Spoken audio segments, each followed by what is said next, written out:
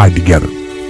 And it starts with being self-aware, with being able to detach. Because if you can't detach from yourself, then you can't see yourself. And so people ask, well, how do you detach from yourself? How do you learn to do that? And a good drill for this is try to imagine the way other people see you and what other people are thinking of you. And one place where this happens, and it definitely happened to me, is when I started getting put in charge of things. I started thinking about other people's perspectives. What are they seeing? If you're in charge, then what do your subordinates see you do? What do your subordinates hear you say? What kind of representation are they receiving? And if you work for someone else, it's the same questions. What does the boss see me do? What does the boss hear me say? What kind of representation am I making of myself to my boss? And then you start thinking about, what do your friends and family think? What do they see? What do they hear? And so the question becomes, how well do you represent yourself? What shortfalls do you have? Now, when you first start looking, it's like you're looking at an overgrown lawn. There are some big, obvious problems, so you do a broad, just kind of general cut of the grass. You fix some of the big, easy problems. They're obvious. Well, once you've done that, once you've gotten rid of some of those big, obvious problems, you notice some more detailed problems. So then you handle them, and once you've got those handled, you see even smaller and more detailed issues, so you start trying to fix them. And that's what you do with yourself. You continually detach, and then you look, and then you refine, and then you detach, and then you look, and then you refine, and then you detach, and then you look, and then you refine. That's what you do. That's how you get better. And that process doesn't stop. It can't stop, because if you stop refining, then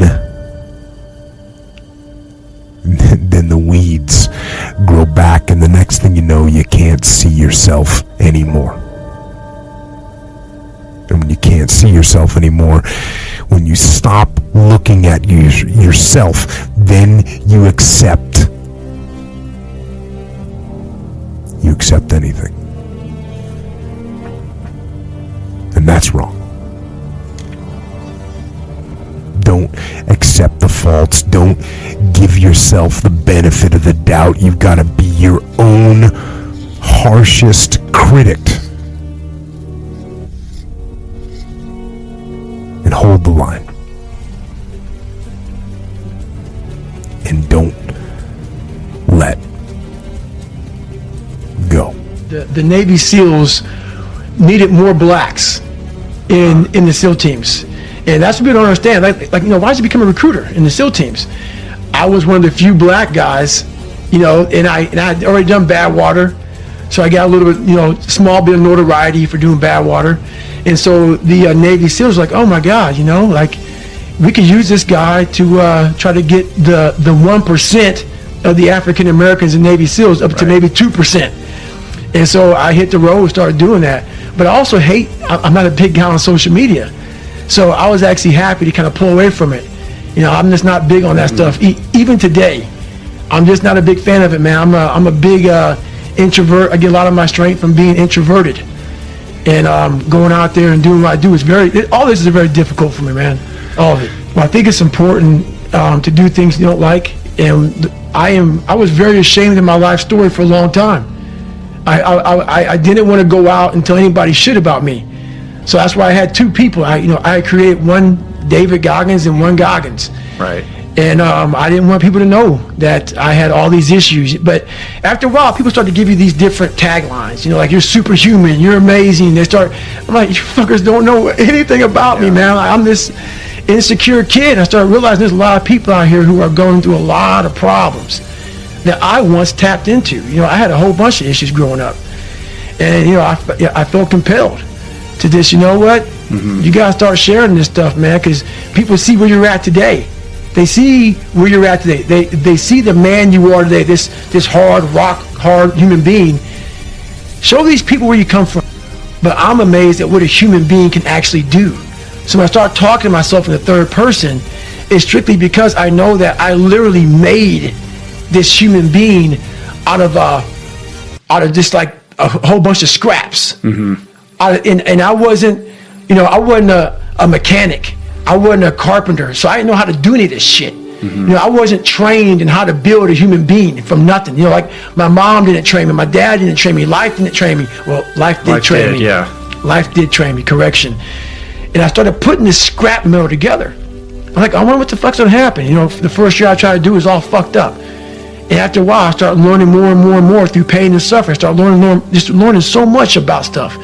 Before I knew it, man, I built this beautiful car. I'm like, how the fuck did I do that? And I knew how, and I know how to do it because I have all the tools. Through all the failure I went through trying to build this person who's Goggins. The one thing that made me who I am today is being vulnerable. It's breaking myself down to the absolute rock bottom and being able to tell people who I am. And that's how I fixed it. Literally, being able to look somebody in the eye and say, you know what, man, I have a whole bunch of character problems, character flaws. I've lied about this. I've cheated here. I'm insecure here. This isn't the real me. I lied to you about that. I wanted your acceptance in life. All those things happen, but the thing about it is that we get judged so quickly about who we are. We don't know. We don't go to where it happened. Life created this person, me.